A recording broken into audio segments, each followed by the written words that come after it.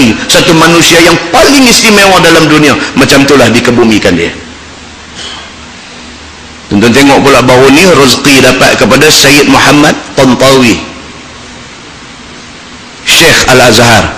Allah bagi dekat dia satu anugerah, satu rezeki, pergi mati di Saudi. Dia attend satu function di Arab Saudi, dah selesai apa semua, dah nak balik dah naik dah kapal terbang, masuk dah dalam aircraft, dalam kapal terbang dah masuk dah, rebah, angkat bawa keluar balik, bawa pergi hospital, meninggal. Anak pinak keluarga ada di Mesir tu, orang reti agama semua. Mereka kata apa? Bapa kami Allah pilih untuk dikebumikan bersama dengan sahabat-sahabat Nabi di Baqi'. Selamat. Mayat bawa. Ni beza kita dengan mereka. Dia sunnah Nabi SAW. Mayat ni elok bawa, tak usah bubuh keranda di atas tu. Bawa sekujung dalam kain kapan tu, bawa lebih tu. Pasal apa? Pasal dia lebih membawa kepada orang yang tengok ingat kepada mati. Lagi kita duk buat kofin tu, keranda tu, macam-macam buat hiasan, orang tak ada takut apa, orang tak ada teringat kepada mati apa. Bawa macam mana orang-orang mati di Mekah, di Madinah, macam mana orang mati di Palestin, macam tu bawa, bubuh mayat dengan kain kapan saja atas pengusung tu, bawa nampak duk bergolek begitu tu. Orang tengok tu lebih menyentuh hati dia. Itu hikmah apabila ikut sunnah Nabi. Itu hikmah dia. Itu hikmah dia. Apabila kita piduk modify hak Nabi buat ni, dia hilang hikmah. Hilang hikmah. Buat dengan keranda bagi elok, dengan balut kain apa macam-macam, sampai jadi satu salah faham berlaku di satu kampung saya sebut di mana. Jadi satu kampung, mayat dah siap mandi, dah kapan, dah apa, dah bubuh dalam keranda nak pergi masjid. Pasal tak ada kain hak nak tutup keranda tu, dia tak bagi mayat angkat buat pergi masjid. Tu kain hak duk tutup atas keranda tu, kain tu tak ada, keluarga tak bagi angkat mayat pak dia. Pergi cari di masjid, buka habis lemari semua tak jumpa kain tu, kerana tak jumpa tu tak boleh angkat mayat pak dia. Cari kain tu mai dulu baru angkat, seolah-olah tak ada kain tu, tanam tu tak sah. Dia punya kelirunya masyarakat kita ni, dia antara hal ibadah dengan hal-hal yang mereka tambah. Nampak? Sedangkan sunnah Nabi SAW, dia suruh bawa lagu tu aja pi, supaya semua mata tengok ni, tuih pak kata mai dalam kepala, dalam hati dia, ingat Allah Subhanahu Wa Taala ni hari dia, hari aku tak tahu bila. Dia nampak tu mayat sekujung duduk dalam kain kapan tu, dia teringat Allah, dia teringat mati, dia akan berubah jadi orang baik. Amr bin Al-As dekat nak mati pesan dekat anak dia benda ni. Kalau ayah mati, dia kata jangan duk cari orang duk main teriak, duk bawa api macam orang Majusi ni, semua tak mau. Kita Islam, kita buat macam Islam suruh. Begitu.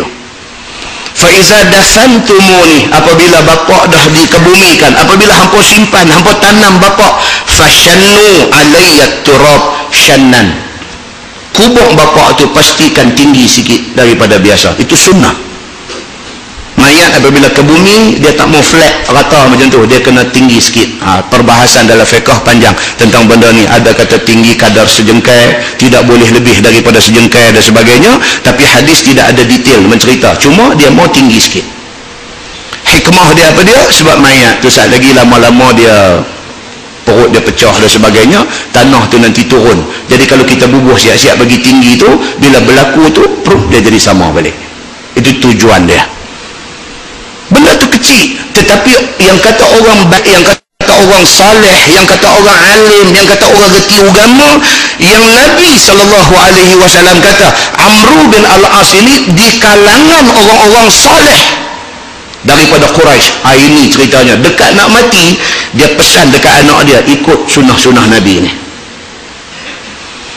Bila dikebumikan bapa, dia kata pastikan tanah tu tinggi sikit. Dia kata summa aqimu, tuan-tuan tengok perkataan yang dia guna, summa aqimu hawla qabri qadra ma tunhar jazur wa yuqsamu lahmuha. Kemudian apabila selesai dikebumikan bapa, berdirilah kamu di sekitar kubur aku, berdirilah kamu. Pasal apa dia pesan dalam hadis ni? Dia kata summa aqimu, kemudian berdirilah hampa semua. Pasal apa? Pasal di sana ada hadis Nabi SAW. Nabi kata apa? La an yajlisa ahadukum ala jamrah. jika seseorang itu duduk di atas jamrah, di atas bara api, fatuhriqa thiyabah, sampai terbakar baju hak dia pakai, duduk atas bara api sampai terbakar baju hak dia pakai, fatakhlusa ila jildih, api itu bukan takat terbakar baju, dia sambak mai sampai ke kulit orang yang duduk atas bara api ni. Nabi kata khairun lahu min an yajlisa ala qabrin, itu lebih baik daripada dia pergi duduk atas kubur. Nabi kata larangan pergi duduk di atas tanah yang bawah ada mayat, larangan itu sangat keras, tak boleh. Kalau kawasan tanah kubur baru, tak ada siapa tanam lagi, duduk tak apa. Tapi kalau kawasan tu bawah dah mayat tanam, dilarang duduk. Nabi kata daripada pergi duduk atas kubur, lebih baik pergi duduk atas bara api, atas jamrah, terbakar baju, terbakar kulit, khairun lahu, itu lebih baik daripada dia. Oleh kerana begitu pesan Nabi, hadis sahih tuan-tuan, riwayat Imam Muslim.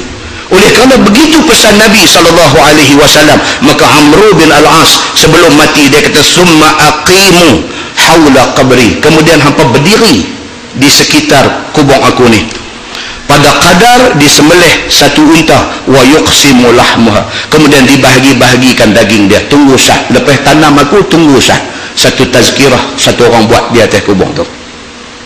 Cakaplah apa pun yang berbentuk tazkirah untuk nak bagi ingat ni kepada orang yang mai iring jenazah ke kubur ni, satu tazkirah bagi di atas kubur ni dalam keadaan berdiri.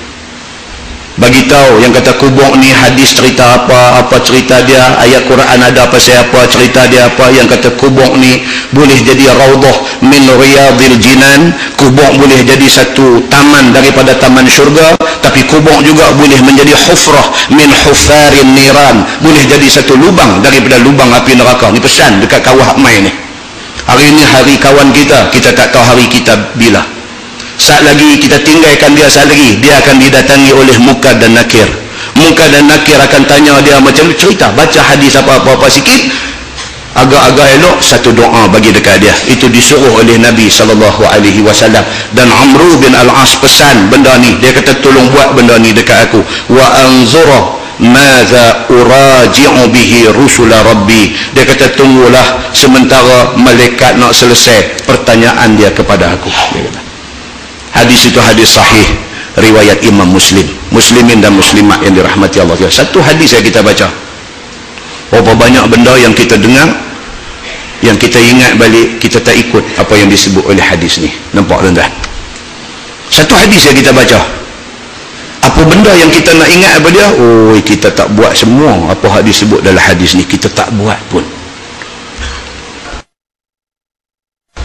Untuk kita buat balik apa yang kita terlepas pandang, yang kita tak buat. Mudah-mudahan Allah Subhanahu wa taala bantu kita untuk nak ikut jalan kebenaran. Nah, mudah-mudahan mukadimah itu memberi manfaat kepada kita semua insya-Allah. Kita menggunakan Bahrul Mazi jilid 15. Bahrul Mazi jilid 15. Kita masuk muka surat 156.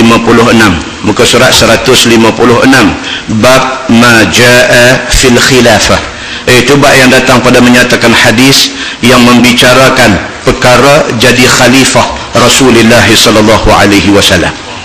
Ketahuilah saudaraku, menjadi khalifah Nabi sallallahu alaihi wasallam itu ialah menjadi ganti Nabi sallallahu alaihi wasallam pada menjalankan hukum Allah yang didatangkan oleh Nabi sallallahu alaihi wasallam daripadanya. Dia kata Nabi, dia khalifah zaman dia, wafat dia naik Abu Bakar As-Siddiq, diganti Umar Al-Khattab, diganti oleh Osman bin Affan, diganti oleh Ali bin Abi Talib. Ini semua adalah khalifah kepada Nabi sallallahu alaihi wasallam, dan dia menjalankan pemerintahan mengikut macam mana yang dijalankan oleh Nabi sallallahu alaihi wasallam semasa hidup Nabi. Dia kata menurut sebagaimana jalan yang dibuat oleh Nabi sallallahu alaihi wasallam, maka menjadi khalifah itu boleh ia